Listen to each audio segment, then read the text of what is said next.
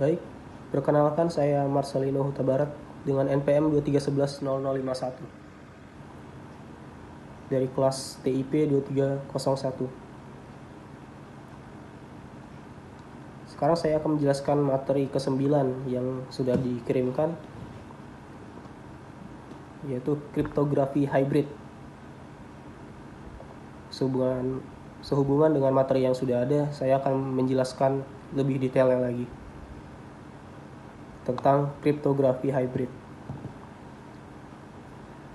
Pertama, saya akan menjelaskan perkembangan teknologi informasi dan komunikasi pada era digital telah mengubah cara manusia dalam bertukar informasi. Saat ini berbagai aktivitas seperti komunikasi melalui media sosial, transaksi perbankan digital, perdagangan elektronik atau e-commerce, layanan kesehatan, pendidikan daring, hingga penyimpanan data berbasis cloud dilakukan melalui jaringan internet. Kemudahan tersebut memberikan banyak manfaat, namun di sisi lain juga meningkatkan risiko terhadap keamanan informasi. Data yang dikirimkan melalui internet akan melewati berbagai perangkat jaringan, seperti sebelum sampai ke tujuan, sehingga berpotensi disadap, dimodifikasi, dipalsukan, maupun dicuri oleh pihak yang tidak berwenang. Jejak digital yang ditinggalkan selama proses komunikasi juga dapat dimanfaatkan oleh pihak yang memiliki niat jahat apabila tidak diberikan perlindungan yang memadai. Oleh karena itu, aspek keamanan informasi menjadi salah satu faktor yang sangat penting di dalam sistem komunikasi digital. Informasi yang bersifat rahasia seperti kata sandi, password, nomor rekening bank, data identitas pribadi, dokumen perusahaan, maupun informasi yang penting lainnya juga harus dijaga agar tidak dapat diakses oleh pihak yang tidak memihak. Salah satu teknologi yang berperan penting dalam menjaga keamanan informasi tersebut adalah kriptografi, materi yang bakal kita bahas kali ini. Kriptografi ini merupakan ilmu sekaligus seni dalam mengamankan informasi dengan cara mengubah data asli yaitu plain text menjadi bentuk yang tidak dapat dipahami atau disebut dengan ciphertext, sehingga hanya pihak yang memiliki kunci tertentu yang dapat mengembalikannya ke bentuk semula melalui proses deskripsi.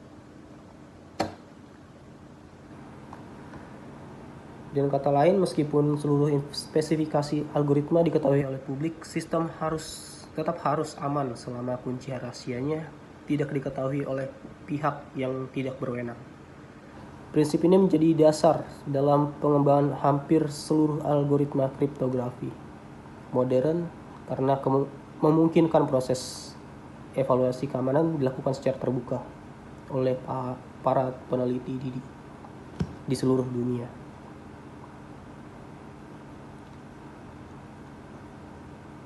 Secara umum, algoritma kriptografi dibagi menjadi dua kelompok utama, yaitu kriptografi simetris dan kriptografi asimetris. Kriptografi simetris menggunakan satu buah kunci yang sama untuk melakukan proses enskripsi maupun deskripsi.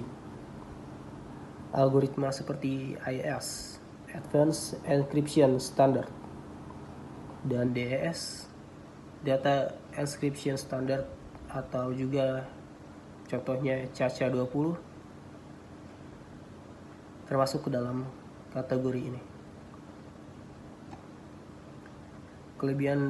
Kelebihan utama algoritma simetris adalah memiliki kecepatan proses yang sangat tinggi sehingga sangat efisien untuk menenskripsi data dalam jumlah besar.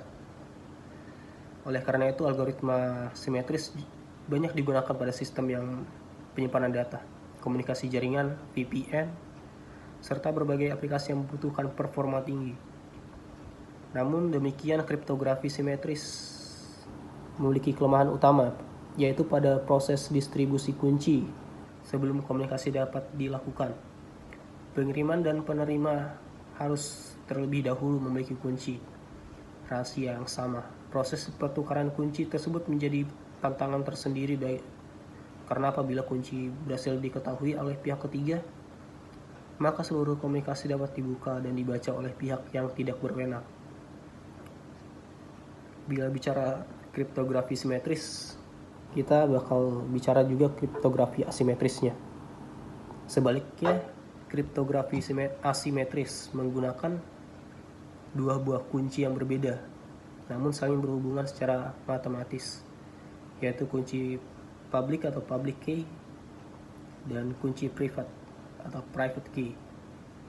Kunci publik dapat disebarkan kepada siapa saja yang untuk melakukan proses enskripsi atau verifikasi tanda tangan digital. Sedangkan kunci private hanya diketahui oleh pemiliknya dan digunakan untuk proses deskripsi atau pembuatan tanda tangan digital. Contoh algoritma asimetris yang banyak digunakan antara lain RSA, ECC, atau Elliptic Curve Cryptography, dan L-Gamal. Keunggulan utama kriptografi asimetris adalah kemampuannya dalam menyelesaikan masalah distribusi kunci, karena setiap pengguna memiliki pasangan kunci sendiri. Maka tidak diperlukan lagi pengiriman kunci rahasia melalui jaringan. Selain itu juga algoritma asimetris ini mendukung implementasi tanda tangan digital atau digital signature yang mampu memberikan jaminan autentikasi, integritas data, dan non-repudiation atau bisa disebut anti penyangkalan. Akan tetapi proses tersebut, yaitu proses komputasi pada algoritma asimetris, jauh lebih kompleks dibandingkan algoritma simetris, sehingga membutuhkan waktu eksekusi yang lebih lama dan sumber daya komputasi yang lebih besar. Nah, melihat karakteristik tersebut, masing-masing jenis algoritma memiliki kelebihan dan kekurangan. Kriptografi simetris menawarkan performa yang tinggi tetapi memiliki kelemahan yang dalam pertukaran kunci, sedangkan kriptografi asimetris dari algoritma simetris.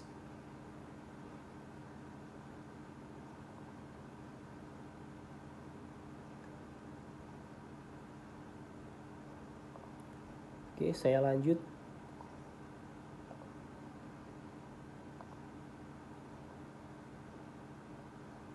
Mekanisme kerja kriptosistem hybrid atau hybrid kriptosistem. Pada sebagian besar implementasi keamanan informasi modern, algoritma kriptografi kunci publik asimetris tidak digunakan untuk mengeskripsi seluruh isi pesan. Sebaliknya, algoritma tersebut dimanfaatkan untuk mengamankan dan mendistribusikan kunci sesi atau session key yang nantinya juga digunakan oleh algoritma kriptografi simetris dalam mengeskripsi seluruh data. Pendekatan ini dikenal sebagai kriptosistem hybrid atau hybrid kriptosistem. Proses kerja hybrid kriptosistem yaitu misalkan terdapat dua pengguna yang ingin berkomunikasi secara aman, yaitu contohnya Alice sebagai pengirim pesan dan Bob sebagai penerima pesan. Langkah pertama, Bob mengirimkan public key kepada Alice. Sebelum komunikasi dimulai, Bob terlebih dahulu membuat sepasang kunci menggunakan algoritma kriptografi asimetris, misalnya RSA atau ECC yang terdiri atas public key, kunci publik, yaitu yang dapat diketahui dan dibagikan kepada siapa saja. Lalu private key, kunci private, yang hanya diketahui oleh Bob dan harus dijaga kerahasiaannya. Bob kemudian mengirimkan atau mempublikasikan public key miliknya kepada Alice. Karena public key yang memang dirancang untuk diketahui publik, tidak menjadi masalah apabila kunci tersebut melewati jaringan internet atau bahkan disimpan pada server yang dapat diakses oleh banyak orang.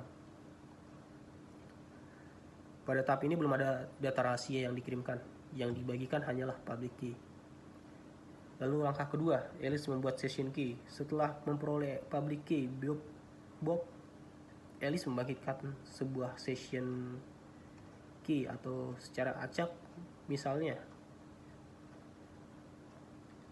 K sama dengan A8F3C91D7 E4D.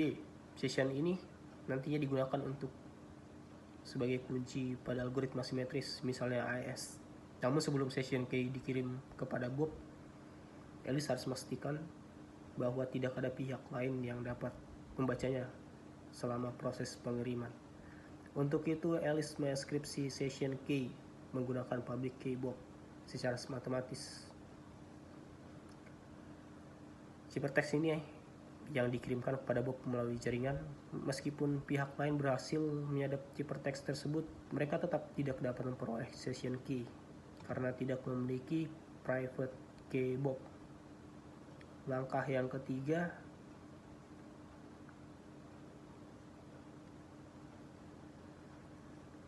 Bob mendeskripsi session key. Setelah menerima ciphertext dari Alice, Bob menggunakan private key miliknya untuk melakukan proses deskripsi. Langkah keempat, komunikasi menggunakan algoritma asimetris. Setelah kedua pihak memiliki session key yang sama, komunikasi berikutnya tidak lagi menggunakan algoritma asimetris. Seluruh pesan kemudian mendeskripsi menggunakan algoritma asimetris. Contohnya, misalnya memakai AES.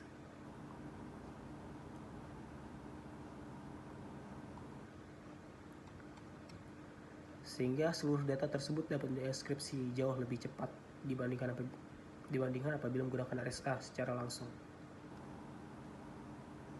Mengapa menggunakan hybrid cryptosystem?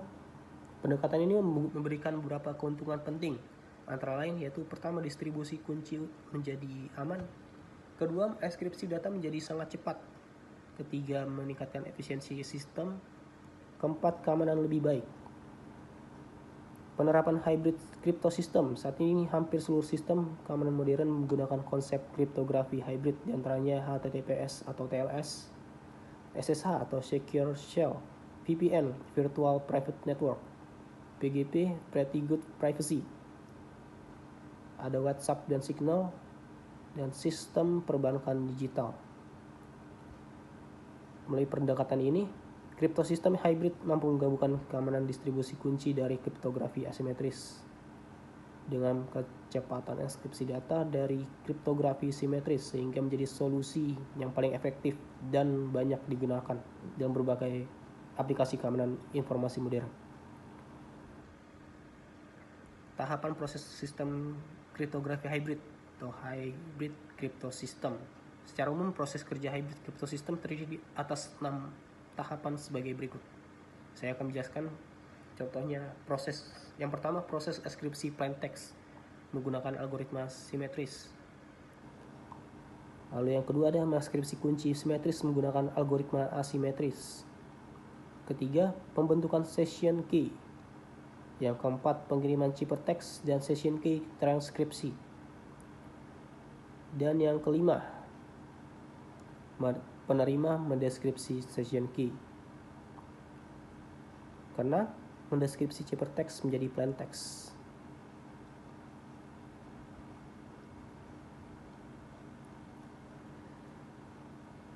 Keuntungan tahapan hybrid cryptosystem ini, melalui 6 tahapan tersebut, sistem kriptografi hybrid mampu memberikan berbagai keuntungan, antara lain kecepatan yang tinggi, distribusi kunci yang aman, keamanan lebih baik, efisiensi komputasi, dan standar industri.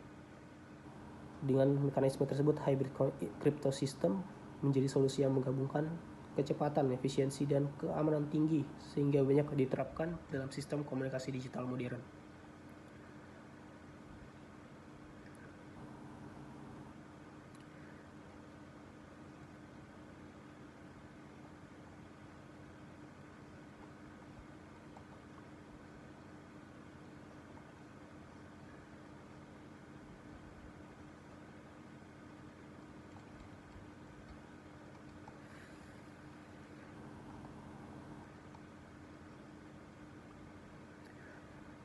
Saya lanjut, protokol pengiriman kunci Beller atau Beller-Jacobi atau Beller-Jacobi Key Transport Protocol.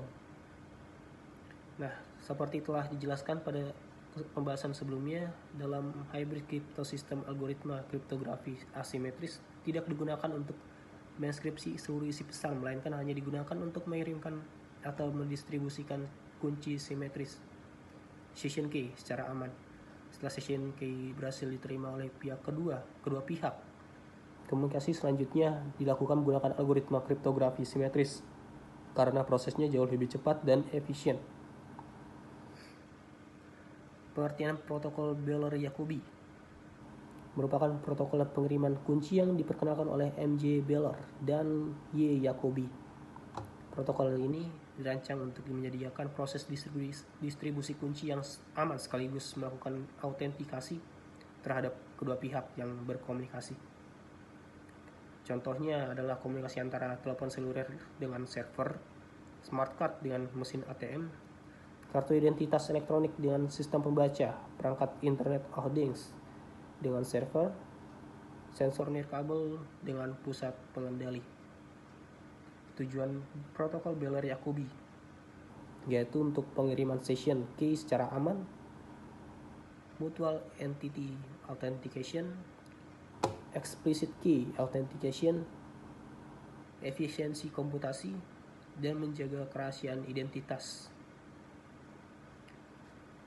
Cara kerja protokol Beller-Jacobi secara sederhana, proses autentikasi berlangsung sebagai berikut. Langkah pertama, pengirim mengautentikasi diri, misalkan terdapat dua pihak, A. pengirim, B. penerima. B. terlebih dahulu mengirimkan sebuah bilangan acak challenge pada A. Bilangan acak ini bisa dilambangkan dengan M.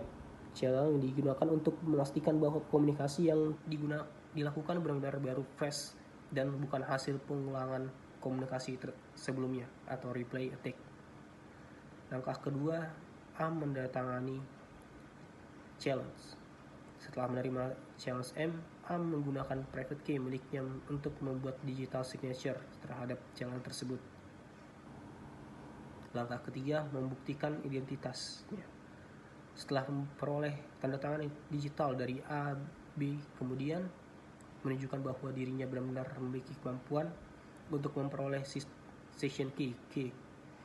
Hanya B yang mempunyai private key yang dapat membuat session key tersebut. Hal ini menjadi bukti bahwa B memang penerima yang sah. Langkah keempat, session key digunakan. Setelah kedua pihak berhasil mengautentikasi, session key mulai digunakan untuk proses enskripsi. Seluruh komunikasi menggunakan algoritma simetris.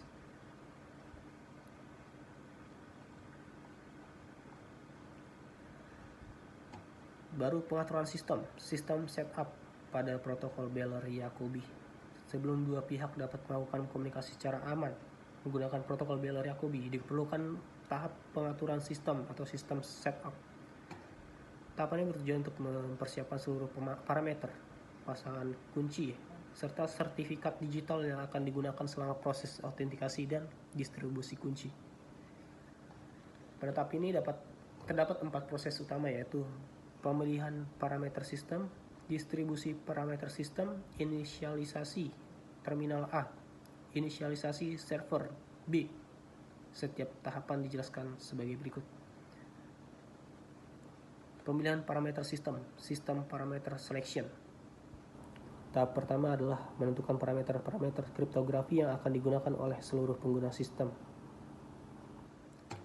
Pertama, menentukan parameter L-Gamal. Untuk algoritma tanda tangan L-Gamal, terlebih dahulu dipilih sebuah bilangan prima besar yang dilambangkan dengan NS atau bilangan prima generator sebagai alpha. Kedua parameter tersebut bersifat publik sehingga dapat diketahui oleh seluruh pengguna. Yang kedua, menentukan parameter RSA. Selain parameter L-Gamal, Trust Server juga membangun sistem RSA yang digunakan untuk mendatangani sertifikat digital.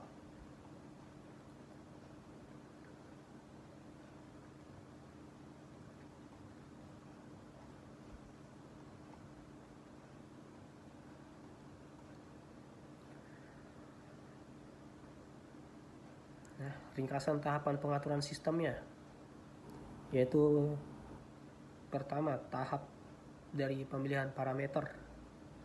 yaitu aktivitasnya trust server menentukan parameter LGAML dan RSI.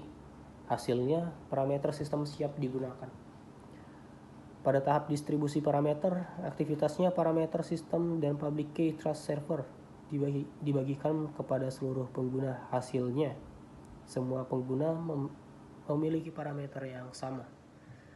Pada tahap inisialisasi terminal aktivitasnya A membangkitkan pasangan kunci LGAML dan memperoleh sertifikat digital. Hasilnya, A memiliki private key, public key, dan sertifikat. Pada tahap inisialisasi server B, aktivitasnya B membangkitkan pasangan kunci RSA dan memperoleh sertifikat digital. Hasilnya B memiliki private key, public key, dan sertifikat. Tujuan pengaturan sistem yaitu adalah merupakan fondasi keamanan pada protokol Bell Yakubi dengan adanya parameter yang telah disepakati. Pasangan kunci kriptografi serta sertifikat digital yang ditandatangani oleh trust server. Setiap pihak saling memverifikasi identitas dan memastikan keaslian kunci publik sebelum memulai proses distribusi session key. Hal ini mengurangi resiko serangan seperti pemalsuan identitas, penggantian kunci publik, dan penyadapan selama proses pertukaran kunci.